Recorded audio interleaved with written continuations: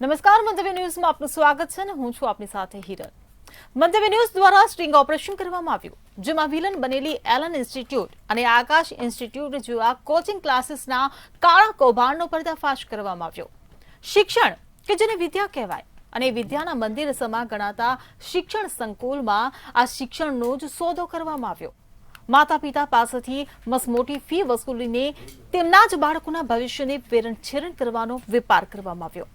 અને આ ગોરખ ધંધો જેમાં ગુજરાતભરની અનેકો શાળાઓની મિલીભગત બહાર આવી, ત્યારે સવાલ ઉભો થાય કે આખરે કોણે આ માફિયાઓને છૂટો દોર આપ્યો? કોણે આપ્યું લાયસન્સ વિદ્યાર્થીઓના ભવિષ્ય સાથે ખેલવાડ કરવાનું? એડમિશન લેવાનું શાળામાં ને ભણવાનું કોચિંગ ક્લાસમાં, તો બાળકના શૈક્ષણિક અને માનસિક વિકાસ પર પણ સવાલ આવીને ઉભો થયો. કારણ કે ભવિષ્ય બનાવવાની આડમાં બાળકો અને વાલીઓને પણ ગેરરીતિનો કૌભાંડનો ભોગ જ નહીં, ભાગ પણ બનાવવામાં આવ્યો.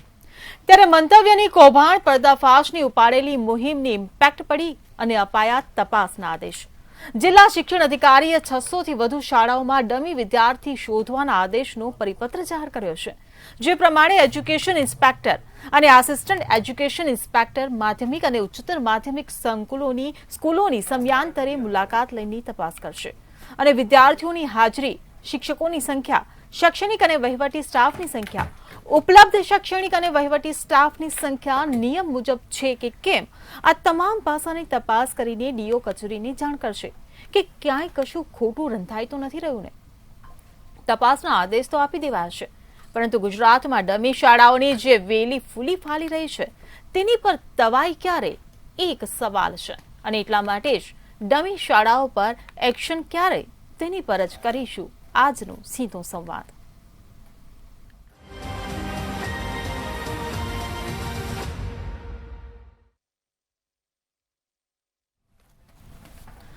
તો ચર્ચામાં આપણી સાથે જોડાઈ ગયા છે ભાજપમાંથી શૈલેષભાઈ પરમાર, કોંગ્રેસમાંથી આપણી સાથે જોડાયા છે મુકેશભાઈ પંચાલ અને શિક્ષણવિદ તરીકે આપણી સાથે જોડાઈ ગયા છે ફાલ્ગુનીબેન પરીખ. આપ તમામ મહાનુભાવોનું મંતવ્ય ન્યૂઝમાં સ્વાગત છે.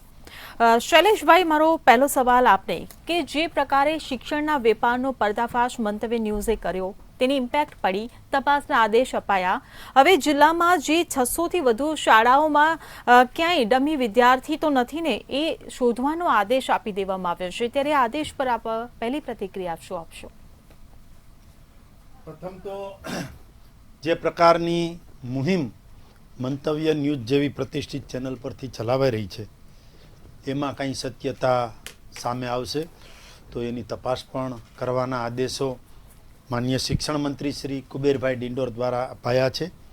અને જે પ્રકારે એલનની વાત હોય, આકાશની વાત હોય કે કોઈ પણ ટ્યુશન ક્લાસીસ કે કોચિંગ ક્લાસ ચલાવતા હોય, એમાં ક્યાંય કોઈ સ્કૂલ કે જે સ્કૂલને મંજૂરી શિક્ષણ વિભાગ દ્વારા આપી છે, જે સ્કૂલને મંજૂરી ડીપીઓ અને ડીઈઓ દ્વારા આપી છે, જે સ્કૂલને મંજૂરી જિલ્લા શિક્ષણ અધિકારી છે એની કચેરીએથી આપી છે કે શિક્ષણ મંત્રાલયથી આપી છે, એના વિદ્યાર્થીઓ ક્યાંક શાળામાં જવાને બદલે ક્યાંક ને ક્યાંક જો એ એલન કે આકાશના કોઈ કોચિંગ ક્લાસમાં જાય છે તો એ ગુનેગાર છે ને. એવી સ્કૂલો એ ગંભીર ભૂલો કરી છે એવું પણ અમે માનીએ છીએ. અને આગામી દિવસોમાં આવું કોઈ પણ સ્કૂલ હશે, એ અમદાવાદ હશે, રાજકોટ હશે, અમરેલી હશે કે વડોદરા હશે કે સુરત હશે કે ગાંધીનગર હશે, ક્યાંય પણ આવી ડમી સ્કૂલો દેખાશે તો એની પર પગલાં લેવાના છે. અને હું ડંકાની ચોટ ઉપર કહું છું કે ગુજરાતમાં, આખા દેશમાં એક રાજ્ય એવું છે કે જેનું નામ ગુજરાત છે, ને ગુજરાતમાં ક્યાંય એક પણ ડમી શાળા નથી.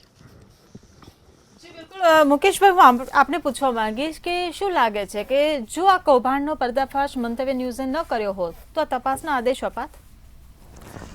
સૌથી પહેલાં તો એવું છે કે આ ગુજરાતની અંદર હવે અત્યાર સુધી બધું જ નકલી મળતું હતું, એવી તો આપણે ઘણા દાખલા જોયા.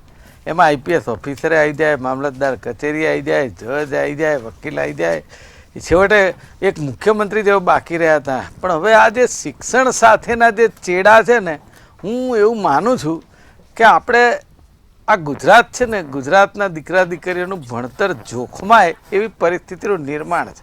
એવું કેમ કે આ જે તમે સ્ટિંગ ઓપરેશન કર્યું એ તો કંઈ ખોટું તો છે નહીં.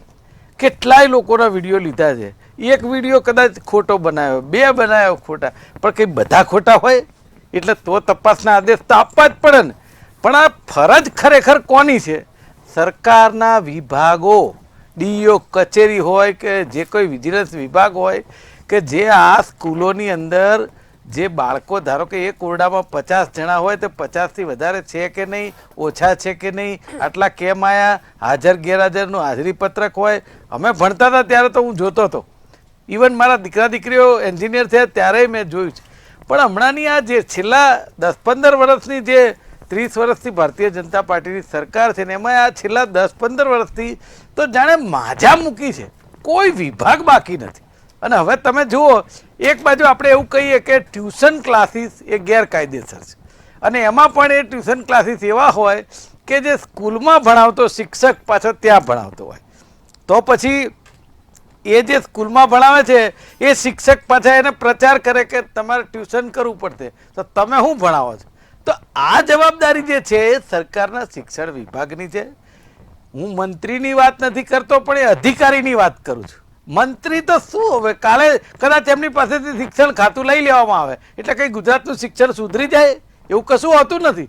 આ સરકારોમાં તો મેં જોયું છે કે 10 ને 11 5 શિક્ષણ મંત્રી હોય છે, એ જોયું છે મેં કેન્દ્રની સરકારમાં. એટલે એ આપણે વાત ન કરીએ, પણ જે અધિકારીઓ છે, જે કેલિબરવાળા ભણેલા ગણેલા છે, જે લોકો 365 દિવસના કર્મચારી છે, 58 વર્ષ સુધી નોકરી કરવાના છે, એ લોકોને એમના દીકરા દીકરી નહીં હોય કે એક બાજુ તમે સ્કૂલની અંદર હાજર નહીં રહેવાનું અને એલએન ને આકાશ જેવી રાફડો ફાટ્યો હોય સંસ્થાઓનો અને પાછા લાખ, 1.5 લાખ, 2 લાખ, 3 લાખ એ લોકો ફી લે. આવા લોકોને તાત્કાલિક બંધ કરાવી દેવા જોઈએ. સરકારે આદેશ, તપાસ બધું પછી, પહેલા તાળા મારો અને જે શિક્ષકો કયા છે શોધો. તપાસ તપાસ તપાસ, તમે જુઓ તપાસ શું થશે. મને ખબર નથી પડતી કે આ જે દીકરા દીકરીઓ, હું કહું છું સાચું નીકળશે કે આ ગેરહાજર છોકરાઓ 600 કે 800 કે 1000, એ છોકરાઓના ભવિષ્યનું શું? તો તમે કાયદા સાથે ખિલવાડ કરશો કે જે ગેરહાજરી હતી એ છોકરાને તમે હવે હાજર રહેલા એવું બતાવશો? અને સ્કૂલની બહાર સીસીટીવી લાગેલા હોય છે. આજે સીસીટીવી ચેક કરવાની જવાબદારી કોની? એ વિજિલન્સ ખાતાની, ડીઈઓ કચેરીવાળાની. એ લોકો બંડલ મોકલાવી દે સ્કૂલવાળા, એટલે એ કચેરીવાળા કશું જ કરતા નથી. ખૂબ મોટો ભ્રષ્ટાચાર આ શિક્ષણ ખાતામાં ગુજરાતમાં ચાલી રહ્યો છે અને એની અંદર હવે અત્યારે પરિસ્થિતિ એવી છે કે આ સડો દૂર કરે કોણ? ભૂપેન્દ્રભાઈ કહેવાય મૃદુ ને મક્કમ, પણ એ મૃદુ જ છે ને મક્કમ જ છે, કશું આગળ વધશે? શિક્ષણ મંત્રીને મેં હમણાં વિડીયો જોયો, પેલા બેન તમારા પૂછતા હતા કે ભાઈ તમે એક જવાબ તો આપો કે તમે તપાસ કરશો કે નહીં, કે અમારે એવું બધું કશું કહેવાનું નથી. આ કેવી વાત છે? તમે યાર જાહેર જીવનના માણસ છો, તમારે વાત તો કરવી જ પડશે, પણ મૂળ અહીંયા ક્યાંક ને ક્યાંક વ્યવસ્થાનો અભાવ છે. જી બિલકુલ. ફાલ્ગુનીબેન, હું આપને પૂછવા માંગીશ કે જે પ્રકારે શાળામાં શિક્ષણ આપવાને બદલે શિક્ષણના નામે જો વેપાર કરવામાં આવે એ પણ ખુલ્લેઆમ, અને એમાં પણ વાલીઓ પાછા બંને બાજુ ફી આપીને આ કૌભાંડને જાણે સમર્થન આપતા હોય, એ પ્રકારની આજે ઘટના સામે આવી, ત્યારે સવાલ એ ઊભો થાય કે જો આ જ પ્રકારે શિક્ષણનો વેપાર ચાલતો રહે તો બાળકનું ભવિષ્ય કઈ દિશામાં જાય? પહેલાં તો મારા મંતવ્ય ચેનલને, જેને આપણે મીડિયાને ચોથો સ્તંભ કહીએ છીએ, એની જવાબદારી સરસ રીતે નિભાવવા બદલ અભિનંદન આપવા છે કે એમણે એક બહુ મોટા શિક્ષણને, જે વિદ્યા મંદિર કહીએ છીએ, સરસ્વતી મંદિર કહીએ છીએ, એમાં જે મોટું દૂષણ બેઠેલું છે, જે એક ધંધો બની ગયું છે, જે નફો રડતી દુકાન બની ગઈ છે, એ દૂષણને ડામવા માટેનું એક મુહિમ હાથ ધરી છે, એક આંદોલન હાથ ધર્યું છે. પણ હું અહીંયા એક શિક્ષક તરીકે એક જુદી વાત પર ભાર મૂકવા માંગુ છું. સૌથી પહેલાં તો હું કહેવા માંગુ છું કે એટલીસ્ટ આપણા બધા જ પક્ષોને, એ ભાજપ હોય, કોંગ્રેસ હોય, બીજી કોઈ પાર્ટી હોય, હું એમને કહેવા માંગુ છું કે મહેરબાની કરીને શિક્ષણના ક્ષેત્રને તમે પક્ષીય રાજકારણથી દૂર રાખો. તમે એને મૂકી દો, તમે એને તમારી પક્ષીય નીતિનો અને રાજકારણનો ભાગ એને ના બનાવો. તમે એક વસ્તુનો વિચાર કરો હિરલબેન, કે આ બધા જે ક્લાસીસ ચાલે છે, એલન હોય કે આકાશ હોય કે બીજા કોઈ પણ ક્લાસીસ ચાલે છે, એ બધા ક્લાસીસ એ કોઈ મફતમાં સેવા તો આપતા નથી. તમે જુઓ તો એસી ક્લાસ હોય, મોંઘામાં મોંઘા શોપિંગ કોમ્પ્લેક્સ હોય અથવા બિલ્ડિંગ હોય, એની અંદર સારામાં સારું ડેકોરેશન હોય, સારામાં સારા શિક્ષકો એમાં ભણાવતા હોય, સરસ ઉચ્ચ મધ્યમ વર્ગના અથવા તો ધનાઢ્ય પરિવારના બાળકો ત્યાં આગળ ભણવા આવતા હોય, ગાડીઓની લાઈન લાગતી હોય છે આ પ્રકારના ક્લાસીસની સામે. એટલે એ તો સ્વાભાવિક છે કે જે સમાજનો સમૃદ્ધ વર્ગ છે, સુખી વર્ગ છે, શિક્ષિત વર્ગ છે, એ પરિવારના માતા પિતાઓ આ પ્રકારના ક્લાસીસમાં બાળકોને મૂકે છે, તો શું એમને એમના બાળકોની નહીં પડેલી હોય? મને પ્રશ્ન એ છે કે તમે જ્યારે આ એક આંદોલન શરૂ કર્યું છે તો એના મૂળમાં જવાની જરૂર છે. કેમ આ દૂષણ ફાટ્યું છે? કેમ માતા પિતાને પોતે સ્કૂલમાં ભણાવે છે, ડમી સ્કૂલના પણ પૈસા ભરવા પડે, એ પણ ફી ભરવાની, અને સાથે સાથે આવા મોંઘાદાટ ક્લાસીસની પણ ફી એને ભરવી કેમ પડે છે? એ જરૂર છે. તો એના મૂળમાં શું છે? આ આપણી શિક્ષણ વ્યવસ્થામાં જ ક્યાંક ખામી છે. બિલકુલ. જો એ પ્રકારનું શિક્ષણ આ બાળકોને સરકારી શાળાઓમાં જ મળી જતું હોય તો એમને કોચિંગ ક્લાસીસમાં જવાની ક્યાં જરૂર પડશે? બિલકુલ બિલકુલ. હું એ જ મુદ્દા ઉપર આવું છું કે જો તમારે આ દૂષણને મૂળમાંથી ડામવું હશે તો 3 બાબતો ઉપર ભાર મૂકવો પડશે. મેં તો મારા બાળકોને પણ ભણાયા છે, એક વિજ્ઞાન પ્રવાહમાં હતો, એક કોમર્સના પ્રવાહમાં હતો, એટલે હું ભલે ઉચ્ચતર શિક્ષણમાં ભણાવું છું પણ મેં બાળકોની માતા તરીકે આખી વ્યવસ્થાને જોઈ છે. મને 2 મુદ્દાઓ બહુ જ મહત્વના લાગ્યા છે. એક તો નંબર 1, ખાસ કરીને 11મું અને 12મું જે આપણી કારકિર્દીની રીતે સૌથી મહત્વના વર્ષો ગણવામાં આવે છે, શાળાઓમાં એમાં ભણાવવામાં આવતું જ નથી. તમે તો સરકારી શાળાની વાત કરો છો બેન, હું તો પ્રાઇવેટ સારામાંની મોંઘીદાટ સ્કૂલો ફી લેતી શાળાઓની વાત કરું છું. એમાં પણ 11-12 ધોરણમાં ભણાવાતું જ નથી. એનું કારણ એ છે કે મોટાભાગના બાળકો છે એ કાં તો ક્લાસીસમાં ભણીને આવે છે, કાં તો તૈયાર થઈને આવે છે, એટલે જેટલી હાજરી એમની જરૂરત હોય એટલા પૂરતા એ ક્લાસમાં આવશે, કાં તો મજા કરવા આવશે, કાં તો મિત્રોને મળવા આવશે, પણ આ વર્ગ કાર્યમાં એમને સંપૂર્ણપણે ભણવાનું છે એ વસ્તુ હવે એ પરિસ્થિતિ હવે રહી નથી સારી ગણાતી કોલેજોમાં પણ. That is number 1. બીજી મહત્વની વાત એ છે કે આપણી જે સાયન્સમાં જુઓ, વિજ્ઞાન પ્રવાહમાં કે કોમર્સમાં જુઓ તો આપણે બોર્ડના પરિણામોને બહુ ઓછું મહત્વ આપી છે. હવેથી જે કોમ્પિટિટિવ એક્ઝામ છે, જેમ કે એન્જિનિયરિંગમાં JEE હોય કે નીટની પરીક્ષા મેડિકલ માટે હોય, આ બધી જે પરીક્ષાઓ છે એ પરીક્ષાઓના પરિણામો ખૂબ મહત્વના બને છે એડમિશન લેવા માટે, સારી સંસ્થાઓમાં આગળ ભણવા માટે. અને આ બધી જ પરીક્ષાઓ છે એ કોમ્પિટિટિવ પરીક્ષાઓનું ભણાવવાનું તો આપણે આપણી શાળાઓના ભણતર સાથે ગોઠવ્યું જ નથી. અને એટલે ગમે તે મા બાપને ઘણીવાર તો ના પોસાતું હોય ને તો પણ એણે બાળકને આ પ્રકારના ક્લાસીસમાં મૂકવા પડે છે. એનાથી ડમી સ્કૂલનું એક મોટું દૂષણ તો ઘૂસી જ ગયું, જેને કારણે માતા પિતાને ડમી સ્કૂલના પણ પૈસા ભરવા પડે, સાથે સાથે LN જેવા કે બીજા કોઈ પણ ક્લાસીસ હોય એ ક્લાસીસની મોંઘીદાટ ફીઓ પણ ભરવી પડે. પણ એક ત્રીજી બહુ મહત્વની બાબત છે જેની તરફ હું આપ સૌનું ધ્યાન દોરવા માંગુ છું, એ છે કે જે નાના નાના વિસ્તારોમાં, ગામડાઓમાં કે બીજા વિસ્તારોમાં જ્યાં આ પ્રકારના ક્લાસીસ નથી ચાલતા, એ બાળકો પાસે પોટેન્શિયલ છે, એમને વિજ્ઞાન પ્રવાહમાં સારા એન્જિનિયર બની શકે એમ છે, એ સારા ડૉક્ટર બની શકે એમ છે, એમની પાસે એવી શક્તિઓ પડેલી છે, હોશિયાર છે, પણ આ પ્રકારના જે માળખાઓ ઊભા કરવામાં આવે છે ક્લાસીસો, એ ક્લાસીસમાં એમના ગામમાં કે નાના શહેરમાં એ ક્લાસીસ નહીં હોવાને કારણે એ આ માળખામાં ઘૂસી નથી શકતા. અને તમે જુઓ કે IIT-માં છોકરું ગયું હોય, કેટલા બધા છોકરાઓ નિરાશ થઈને પાછા આવે છે, ડિપ્રેશનમાં આવી જાય છે, કારણ કે એમને આવા પ્રકારના ક્લાસમાં એમને એવા ઘુસાડી દેવામાં આવે છે, એકની એક વસ્તુ રટાઈ દેવામાં આવે, એને કારણે જે વર્ગ ખરેખર આપણો ગામડામાં જે પ્રતિભાશાળી વિદ્યાર્થીઓ છે એવા અનેક વિદ્યાર્થીઓ પણ આનાથી દૂર રહે છે. જી બિલકુલ. શૈલેષભાઈ, હું આપને પૂછવા માંગીશ કે તપાસના આદેશ તો આપી દેવામાં આવ્યા છે કે 600 શાળાઓનું જે લિસ્ટ આવ્યું છે કે 600 શાળાઓમાં તપાસ કરવામાં આવશે, ત્યાં જઈને ચકાસણી કરવામાં આવશે કે ક્યાંક કોઈ ગેરરીતિ તો નથી થઈ રહી ને, એનો રિપોર્ટ સોંપવામાં આવશે.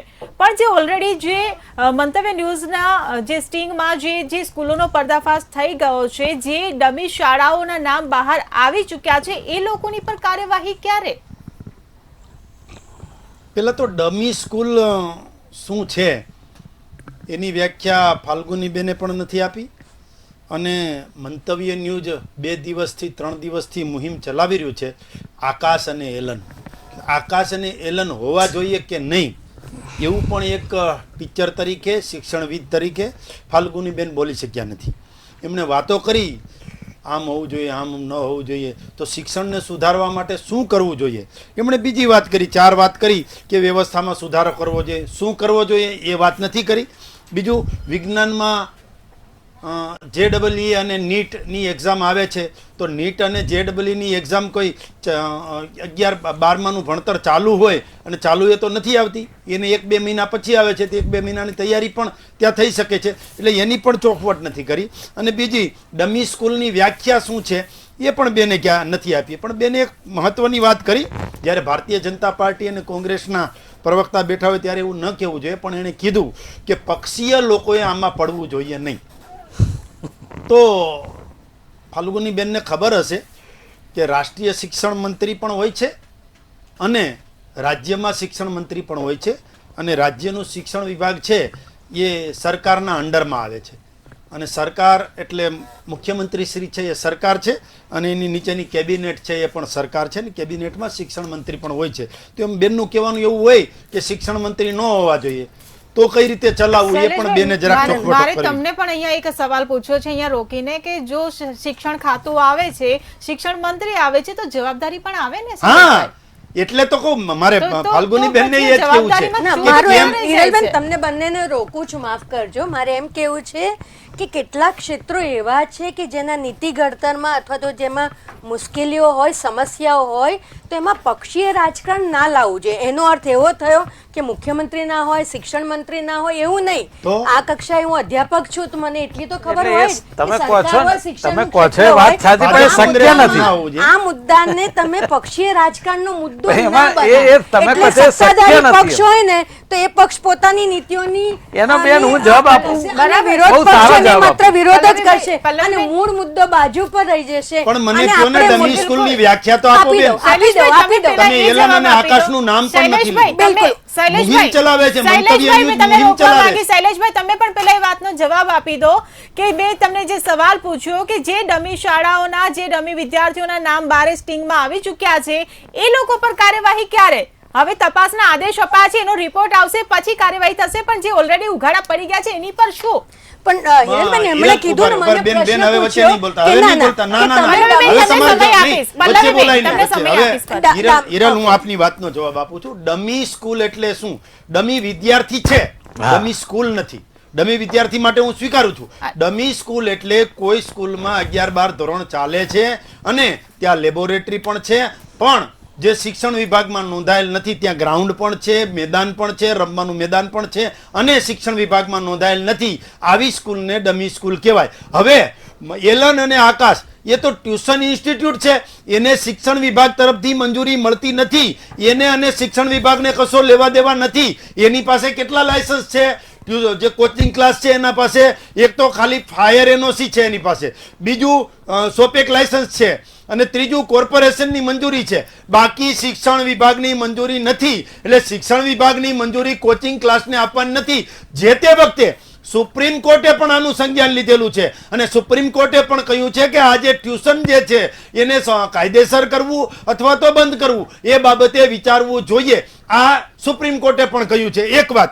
બીજું, ગુજરાતમાં એક પણ ડમી શાળા નથી, એ ડંકાની ચોટ ઉપર મેં કીધું, અને ડમી શાળા કેવી હોવી જોઈએ એ પણ કીધું. પણ આ તો એ ગુજરાત છે જે શિક્ષણમાં અવ્વલ નંબર થતું જાય છે. આ ગુજરાત એ ગુજરાત છે કે જેમાં FRC ફી રેગ્યુલેશન કમિટી છે, બીજા કોઈ રાજ્યમાં છે નહીં. આ ગુજરાત એ ગુજરાત છે કે જ્યાં ઓરડાની જરૂર હોય, એક ઓરડાની જરૂર હોય તો 5 ઓરડા આપ્યા છે. મિશન સ્કૂલ ઓફ એક્સેલન્સ એના દ્વારા 30,000 ઓરડાઓ બનાવ્યા છે. શિક્ષણ વિભાગે કામ કરેલું છે. આ ગુજરાત એ ગુજરાત છે જ્યાં હાયર સેકન્ડરી અને સેકન્ડરી, HSC અને SSC ઓનલાઈન અને ડિજિટલ માધ્યમથી 100% સીસીટીવી એક્ઝામ લેવાય છે. આ ગુજરાત તો વિદ્યા સમીક્ષા કેન્દ્ર જે બનાવ્યું છે એ આ એકમાત્ર ગુજરાત છે, બીજા કોઈ રાજ્યમાં છે નહીં. સમગ્ર રાજ્યનું જે શિક્ષણ છે એમાં 16,000 જેટલા શિક્ષકોની ભરતી હમણાં જ કરી. આ એ ગુજરાત છે. આ એ ગુજરાત છે કે જેમાં ખાનગી શાળામાંથી સરકારી શાળામાં અમારા જે ટીચરો છે ને એવા નિષ્ઠાવાન ટીચરો સરકારમાં છે કે સુરત અને અમદાવાદમાં ખાનગી શાળામાંથી સરકારી સ્કૂલમાં આવ્યા હોય એ પણ જી, ઇતિહાસ છે. બિલકુલ. એ ગુજરાત છે. બિલકુલ, એટલે શૈલેષભાઈ, માત્ર તમારી- હેલન અને આકાશ જેવા ઇન્સ્ટિટ્યૂટના કારણે ગુજરાતના શિક્ષણને બદનામ કરવાનો કોઈને અધિકાર નથી. જી બિલકુલ, હશે, શૈલેષભાઈ, ભૂલ હશે, mistake હશે, આ એ જ ખામી હશે, ગુજરાત છે. પણ શૈલેષભાઈ, એને મારી વાત દોષ સાંભળો દેવાનો પહેલા, અધિકાર શૈલેષભાઈ. નથી. શૈલેષભાઈ, આ એ જ ગુજરાત છે જ્યાં છેવાડાના બાળકો શિક્ષણથી વંચિત છે. આ એ જ ગુજરાત છે જ્યાં આદિવાસીના બાળકો પણ શિક્ષણથી વંચિત છે. આ એ જ ગુજરાત છે જ્યાં બાળકો, વિદ્યાર્થીઓ શિક્ષા માટે કે પછી નોકરી માટે રસ્તા પર આંદોલન કરે છે. આ એ જ ગુજરાત છે. મુકેશભાઈ, જવાબ આપો. આંગણવાડીઓ ઝૂંપડામાં છે એવું હજી મીડિયામાં હમણાં જ આવ્યું છે, દરેક ન્યૂઝપેપરમાં હતું. બીજી વાત એવી છે, હવે શૈલેષભાઈને પેલો એમ કહે ને કે ટ્રકમાં એક વ્હીલમાં પંચર પડે એટલે આખી ટ્રક બગડી ગઈ એવું કોઈ કહેતું નથી. ગુજરાતના શિક્ષણને કોઈ બદનામ નથી કરતું, પણ વાત અહીંયા એ છે કે જેટલું દૂષણ ઘૂસ્યું છે એટલા વિદ્યાર્થીઓને પ્રોબ્લેમ થાય તો એનું જવાબદાર કોણ?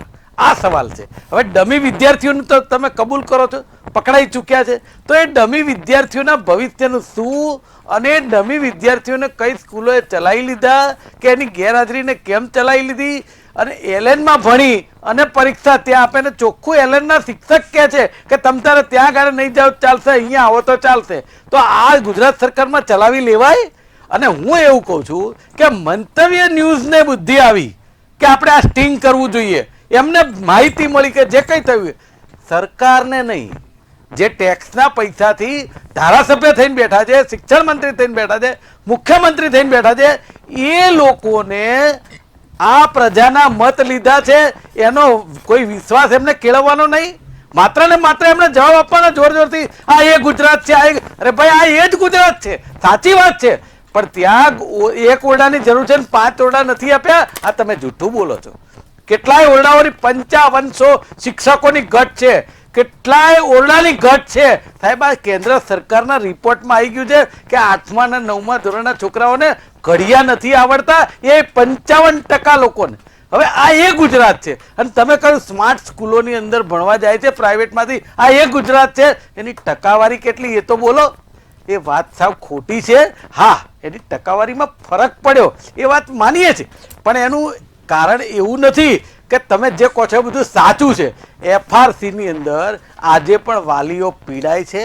FRC માત્ર IPS ઓફિસરના છોકરાઓ ભણતા હોય અને IPS ઓફિસર જ એનું નક્કી કરે એવું ના હોય.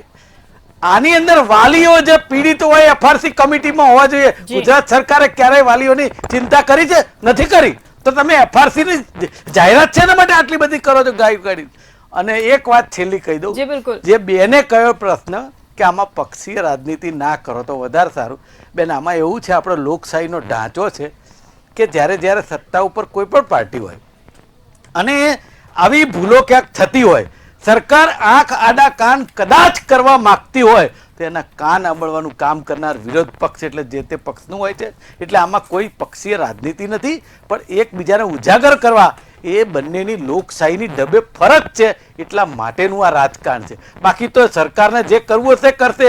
જે રીતે કુબેરભાઈ ડિંડોરે જવાબ આપ્યો આપણે જોઈ રહ્યા છે કેવા જવાબ છે. એટલે આગામી દિવસોમાં હું માનું છું અને હું કહું છું કે વિરોધ પક્ષ તરીકે કોંગ્રેસ જિલ્લે આંદોલન આના માટે ચલાવશે. જી બિલકુલ. ફાલ્ગુની બેન, હું આપને પૂછવા માંગીશ કે શિક્ષણની જવાબદારી જેની પર નાખવામાં આવી હોય, જિલ્લા શિક્ષણ અધિકારી હોય કે પછી શિક્ષણ મંત્રી હોય, પણ જો આ જવાબદારી તેઓ સારી રીતે નિભાવી ના શક્યા અને ક્યાંક ને ક્યાંક આ કૌભાંડ આચરવામાં આવ્યું તો ક્યાંક ને ક્યાંક એમની જવાબદારી પર સવાલો ઉભા થઈ રહ્યા છે. શું કાર્યવાહી થવી જોઈએ આવી જવાબદારી ન નિભાવવા પર? જો જવાબદારી શું નિભાવવી જોઈએ એ તો નિયમો મુજબ સરકારનું જે તંત્ર છે એ એનું કામ કરશે. મને એના પહેલા 2 વાતોના જવાબ આપવા છે. હું તો જો શિક્ષક છું એટલે હા, ચોક્કસ હું મુદ્દાસર જ જવાબ આપીશ. કોઈ પણ વાતને લાંબી નહીં કરું. 2 વાતના જવાબ હશે. એમણે મને પૂછ્યું, પહેલો, ડમી સ્કૂલ એટલે શું? ડમી સ્કૂલ એવી સ્કૂલ માટે શબ્દ વપરાય છે કે જે બાળકોનું નામ હાજરી પત્રકમાં હોય, જે રજિસ્ટરમાં હોય, એની આંતરિક પરીક્ષાઓ જે પ્રિલિમિનરી સાથેની આપે અને એનું નામ ત્યાંથી જ બોર્ડની પરીક્ષામાં જાય પણ એ વિદ્યાર્થી બિલકુલ એ સ્કૂલમાં હાજર રહે નહીં, એને બદલે આવા પ્રકારના ક્લાસીસમાં ભણવા જાય, તેને ડમી સ્કૂલ કહેવામાં આવે છે. That is number 1. હું મુદ્દાસરનો જવાબ આપું છું. બીજો એમણે પ્રશ્ન મને એવો કર્યો કે ભાઈ તમે આમાં સુધારા તો સૂચવો. સુધારામાં સૂચવવામાં મેં એમને ઓલરેડી કહી જ દીધું કે જે કોમ્પિટિટિવ એક્ઝામ છે, એટલે કે JEE હોય કે નીટ હોય કે બીજી, એ 2-3 મહિનાથી એ સોલ્વ નથી થતી. જો આપના બાળકો હશે અને ભણતા હશે તો એમને ખબર હશે આખું વર્ષ મહેનત કરવી પડે છે. બોર્ડના ટકા તો બહુ ઓછા ગણાય છે, વધારે માર્ક્સ આના જ ગણાય છે. તેનું પદ્ધતિસરનું પ્રમાણમાં શિક્ષણ આપવાનું કામ એ શાળાઓ દ્વારા નથી કરવામાં આવતું. નંબર 2, શાળાઓમાં 11-12મા ધોરણમાં ભણાવવામાં જ નથી આવતું, કારણ કે મોટાભાગના બાળકો એ ક્લાસીસમાં જાય છે.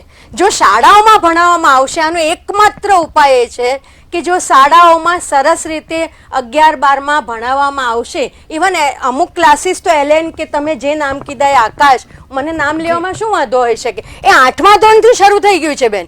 પહેલા તો 11મા ધોરણથી હતું, મારો મોટો દીકરો ભણતો હતો ત્યારે. હવે 8મા ધોરણથી બાળકોને ઉઠાડી મૂકવામાં આવે છે અને આ પ્રકારની ડમી સ્કૂલોમાં એને નાખી દેવામાં આવે છે. તો એ ધોરણથી તેને એ ક્લાસીસમાં જ જવાનું, સ્કૂલમાં થેલો લઈને જેમ બાળક શાળાએ જાય એને બદલે ક્લાસીસમાં જાય, ત્યાં જ ભણે. માત્ર પરીક્ષા નામની આપવા માટે, આંતરિક પરીક્ષાઓ નામની આપવા માટે એ ડમી સ્કૂલમાં જાય. અને જ્યાં સુધી સાંભળી લો, એક જ બેન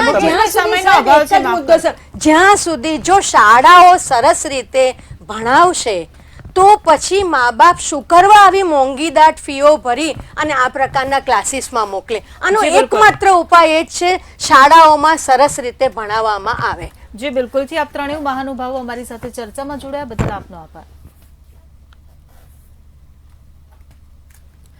તો બિલકુલ તે સવાલો ચોક્કસ ઊભા થઈ રહ્યા છે. ક્યાંક ને ક્યાંક આ જે મસમોટું કૌભાંડ જે શિક્ષણના નામે સામે આવ્યું છે તેની પર હવે કાર્યવાહી માટે તપાસના આદેશ તો આપી દેવામાં આવ્યા છે, પરંતુ હવે આગામી સમયમાં જોવાનું રહેશે કે આમાં જે કોઈ પણ મસમોટા હાથ, મસમોટા માથાની સંડોવણી જ્યારે ખુલે છે ત્યારે તેની પર કેવા પ્રકારની કાર્યવાહી થાય છે. નાની માછલીઓને ખાલી ફસાવવામાં આવે છે કે પછી મોટી માછલીઓને પણ તેની પર જાળ ફસાવવામાં આવે છે, તેની પર એક્શન લેવામાં આવે છે, તે હવે આગામી સમયમાં જોવાનું રહેશે. ચર્ચામાં હાલ બસ આટલું જ. ફરી મળીશું નવા વિષય સાથે. ત્યાં સુધી જોતા રહો મંતવ્ય ન્યૂઝ. નમસ્કાર.